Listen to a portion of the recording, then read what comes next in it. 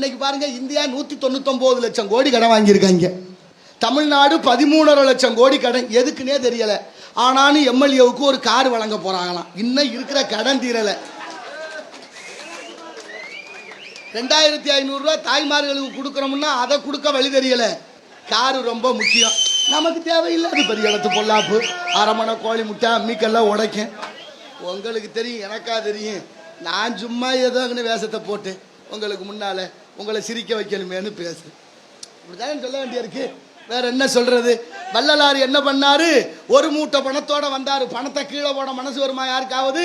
ஒரு மூட்டை பணத்தையும் பாலும் கிணத்துல போட்டு போயிட்டாருங்க. பாருங்க எவ்வளவு பெரிய தன்மை. குடும்ப வறுமையில் இருக்க, அவர் கொண்டே கொடுக்கணும். ஆனாலும் வள்ளலாறு ஒரு மூட்டை பணத்தையும் பாலும் கிணத்துல போட்டு போயிட்டாரு. ஆனா இன்னைக்கெல்லாம் கோடீஸ்வரங்களுக்கு பிரச்சனை. பணத்தை என்ன பண்றாங்க?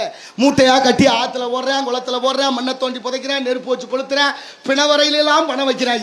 ஏழை எளிய மக்களுக்கு கொடுக்க மனசு வல்ல சண்டாளுங்க. என்ன செய்யறது? காரியம் ஆகணும்னா வீடு வீடுக்கு உட்காந்து கணக்கு எடுக்கிறேன். நான் என்னத்தை சொல்றது? ஒன்றும் சொல்றதுக்கு இல்லை. ஆனாலும் வள்ளலார் ஒரு மூட்டை பணத்தையும் வீதியில போட்டு போனாரு.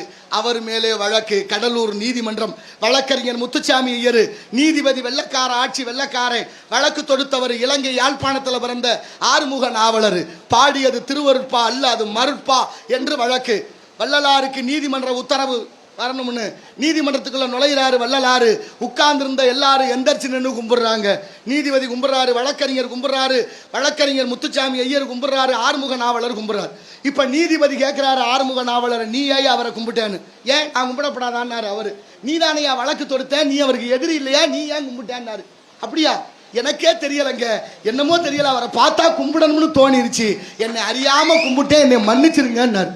வழக்கு அன்னைக்கே தள்ளுபடியானது.